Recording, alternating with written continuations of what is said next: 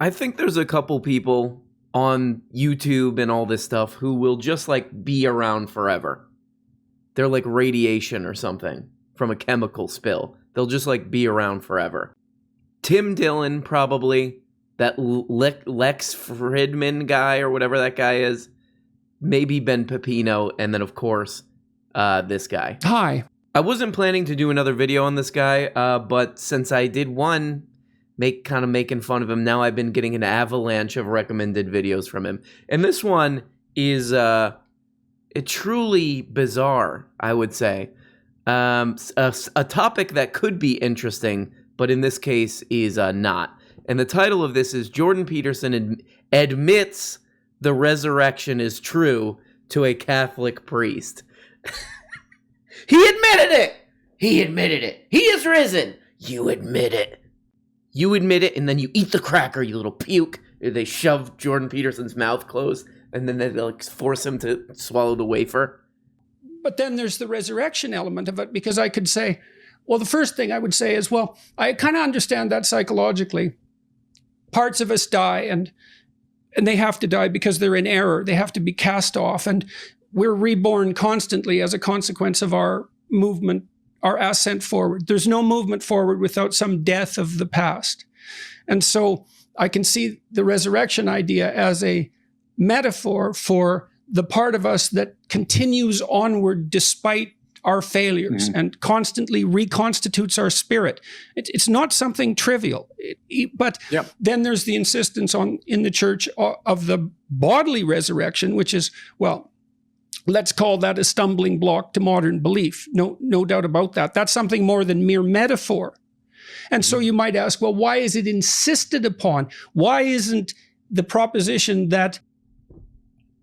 Do you guys catch what he's saying here, sort of? He's basically saying, like, I like this as a metaphor. Jesus dying and then coming back. He's saying it in the most just indecipherable... This is what we call anti-elegance. Like, the idea of elegance is making something complex, simple, and easy to understand. Oh, it's easy to understand. He figured out a way to communicate a very complex idea in a very easy way. Jordan Peterson does the opposite. He takes something very, very simple and makes it sound as complicated as possible so he can sound smart. Basically what he's saying is, I like the idea of Jesus dying and then coming back to life as a metaphor because it's like a metaphor for persisting, which is kind of simplistic. I mean, there's nothing wrong with being like motivated by, somebody kept pushing through. That's good. I don't see how this is the perfect thing to see this in, because there was a lot of other stuff going on in Jesus' life, like even when he was crucified, like shouting out to God and the criminals on either side of him, his conversation with them and his whole life before, what it was about, and renouncing wealth and stuff that Jordan Peterson kind of, he doesn't really pay too much attention to. He could have said this very simply. I like the metaphor of Jesus dying and then coming back to life because it's about persistence. Literally all that crap that he said to sound smart, I just said in a very simple way. And he's wondering, why couldn't they just leave it at that? Why do they have to insist that he actually did die and come back? Well, Jordan, because it's a religion, you idiot. And as it's related in the Gospels. Yeah, good. You're raising a lot of interesting things. First of all, everything you said about it. So he kicks it over to the Catholic priest. He's like, what's up with this, Papa? What's up with this, Padre? Why isn't this story, this biblical story of Jesus dying and coming back to life, why don't they just leave it out as a metaphor? And the Catholic priest says, because it's real, Jordan. He says it in about a lot of minutes. He says it in a lot of minutes. And I'll give you some cuts in it now, but he says, oh, Jordan, because it's not a metaphor, it's real. Yeah, good. You're raising a lot of interesting things. First of all, everything you said about it in terms of psychological archetypes and metaphors, good, fine. I think those are legitimate. I think those are correct perceptions of things. And it has indeed functioned that way in a lot of the literature of the world, resurrection type stories. But I think what's really interesting about the New Testament Is that it's real. as Lewis said, C.S. Lewis, when someone said, well, the New Testament is just another iteration of the ancient myth. And he said, anyone that says that has not read many myths, because there's something. Because it's real. So basically, these guys are having the most long, drawn-out, ponderous conversation that could be summed up in just a couple words, which is the Bible real? Yes. Is the Bible a metaphor? No, it's real. I'm a Catholic priest. Do you want a wafer or what? Then the Pope comes out from behind this guy. He's like, Jordan, you accepted a Christ or I kick your face. Stop it, Jordan. You do what I say. Oh, Jordan, you know make it a myth. I kick her the ass. You stop it, Jordan. He punches Jordan. He hits Jordan with his little Pope cane in the head. I think from the first page of Matthew through Revelation, what you get throughout is this, what I call this grab you by the shoulders quality. Toilet. They knew about literature that is conveying deep psychological and philosophical truth. Paul certainly knew that literature very well. Doesn't sound like that, though. It has. So, yeah, it's pretty simple. I mean, I'm interested in theological discussions and all this stuff. I think it can get pretty interesting. Not this one, though. I like the myths and the metaphor. Why isn't it just... the Christ was all about persisting, keeping going and persisting. Why isn't it just stop there? Why does it have to be real? Because it is real. I don't know. Maybe this is an interesting discussion. I mean, what bothers me about this is not the content. I mean, it's fine. These kind of debates have been going on forever, and people talking about religion and what's going on in the Bible and the Old Testament and da-da-da-da-da-da. It's fine. It's good. But this, I think it's the style that really bothers me. This sort of like, we're saying something very deep here. Whoa, we're swimming in deep waters. Because Jordan just asked, is the Bible real? And I say, yes, it is real. Because it's different. Because there's something different about it. Just say that. Just say that. Okay? Or speak in terms that, the exact terms that Jordan Peterson fans are going to like, which is like, this will make your life better. If you do religion, it's going to improve your life. That's what they want to hear. That's what they're going to Jordan Peterson for. Papa, please tell me what to do. Oh, here's another Papa. Maybe he can help. This is part of why they're leaving all the other stuff out. Why he took Jordan Peterson took the resurrection story as a sort of individualistic persistence and girl boss story. He left all the rest out. That's what they want to hear. That's what they want to hear about. Just say, hey, this will make your life good. You as an individual watching this, get religion in it. You'll get success. Like Joel Osteen says. It has overtones with it. It bears some of that. It has family resemblances with it. But what you find on every page is this euangelion, this good news. So everything you said is true. I think it is true. But it's not exactly news. It's part of the Philosophia Perennis. It's been around for a long time and a lot of the great thinkers of the world. And again, I agree with it. I like the Philosophia Perennis. But the New Testament is people who grabbed everyone they met by the shoulders to say something happened. So this part could all be, it's a very special book.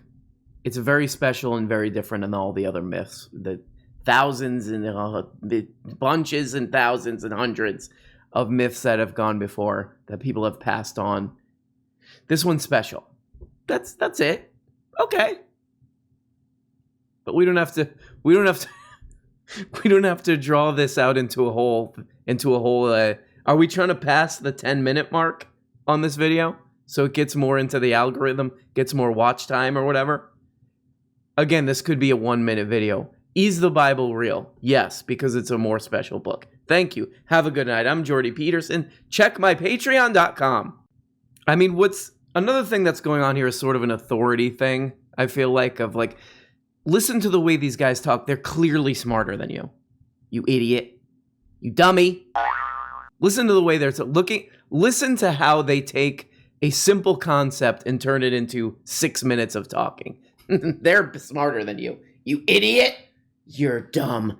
Porn can lead to demonic possession. I didn't mean to press that one, but that actually fits quite well with the Catholic priest.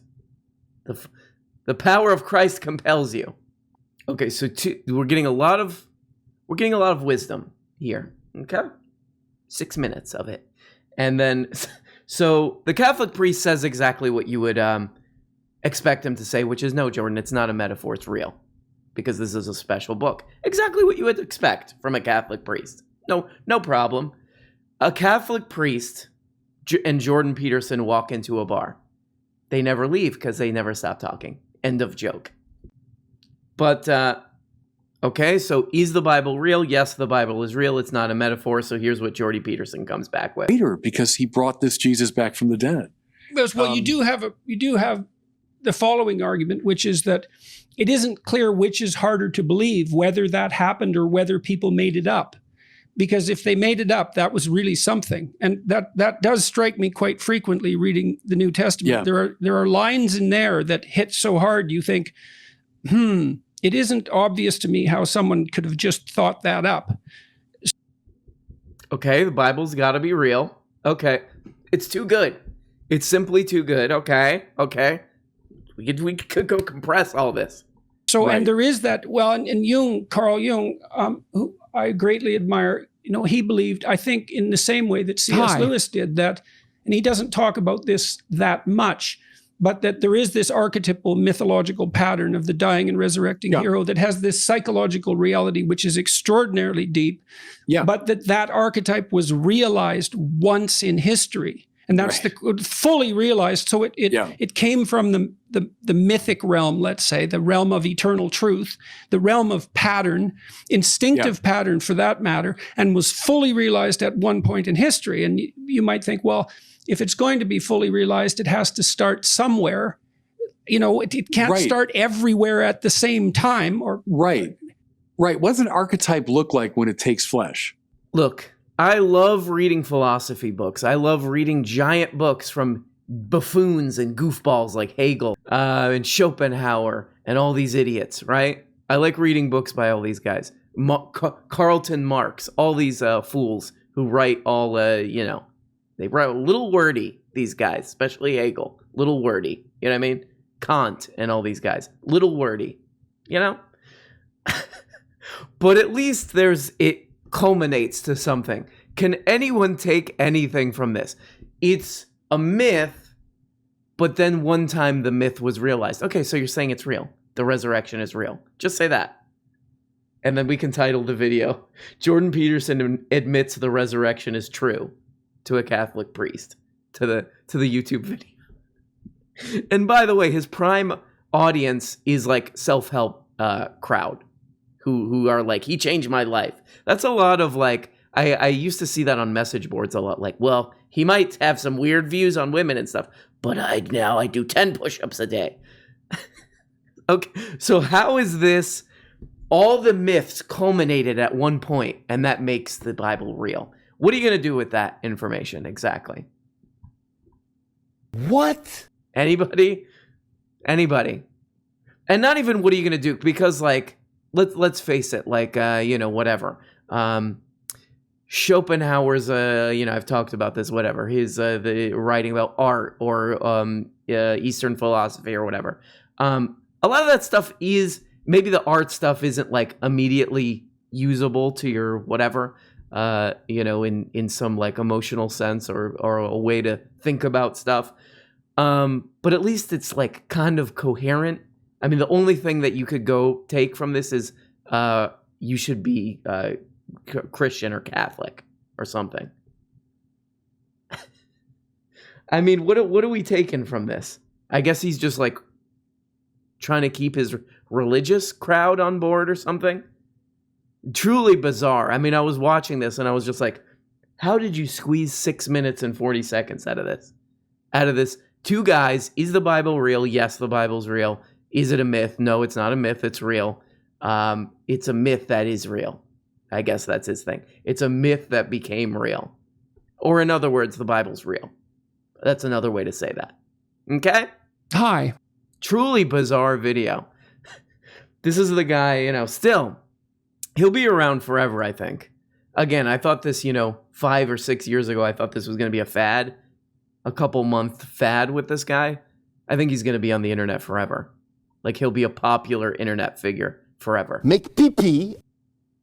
So if there's anybody who's like studying theology, you're in college right now. I mean, I guess I like pondering things. I like being a ponderous little puke about things. I like thinking about this stuff, and I like reading philosophy, but there's just nothing interesting here. It's just like they're figuring out the wordiest way to say the Bible is real. But if anybody out there, you're a theology major, can you explain this? What's going on here to me? Can you make this interesting? Can you make this interesting? Thank you. Hey everybody, and thanks so much for watching this video. Like all the other YouTube and podcast perverts, I now have a Patreon. Every week on this Patreon, I'm uploading 2 exclusive Patreon exclusive shows. They're like real shows, more produced, more edited. a behind-the-scenes show where I reveal all my secrets, and a show where we go deep on an important topic that you will want to know about. Also, you get the daily and complete live show audio-only feeds. And at the top level, for only 25 bones, you can become a producer. These people that you're seeing right here make this program possible. Without them, nothing. It goes right in the toilet, right in the trash, and we set it on fire. It's these people who make it work. So please, for Christ's sake, become a patron. Bye-bye, love you.